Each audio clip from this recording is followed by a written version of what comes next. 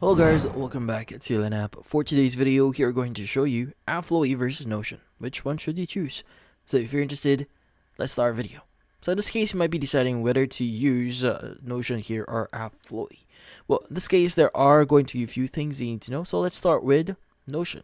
So first is, what is Notion? So Notion is like a Swiss Army knife here for productivity. It combines note-taking, task management, project planning, and collaboration all in one place. Now you can customize it to create whatever you need: databases, calendars, or even entire workflows. Now, it's great. In this case, why it's actually great? Well, first, it's all in one. So you don't need to separate apps for tasks, notes, and planning. It's all in one. Now, it's fantastic for teams. So real-time editing, shared spaces, make collaboration, which is, in this case, makes it super easy. Now, there's also a huge community of users who share templates and tips, which makes it easier to get started.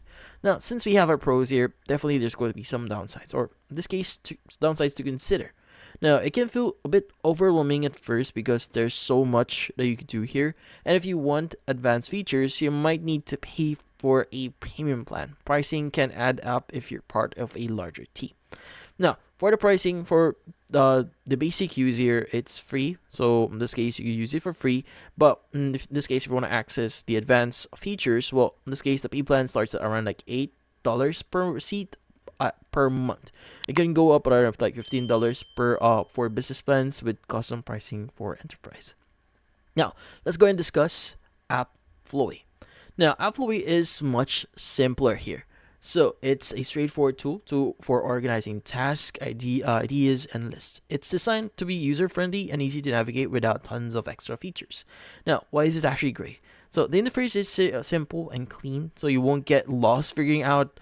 And also, it's great for structured organization. It's like nested lists and sub-tasks. Now, you can work offline as well, so everything syncs up automatically when you're back online. Now, there are going to be some downsides here. So it's not as customizable as Notion. So if you like tweaking layouts or creating complex setups, this might feel limiting. And if you don't have many advanced features, focusing more on simplicity tasks and management. Now, in this case, which one should you choose? So if you need a powerful tool that can handle everything from managing projects to taking detailed notes, and you don't mind learning how to use it, then Notion is the way to go. It's perfect for people who like having all their tools in one place.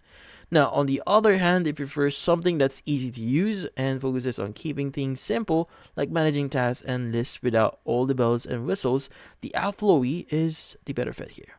So, in this case, that's about it. Hopefully this video was able to help you like and subscribe to App. Thank you for watching.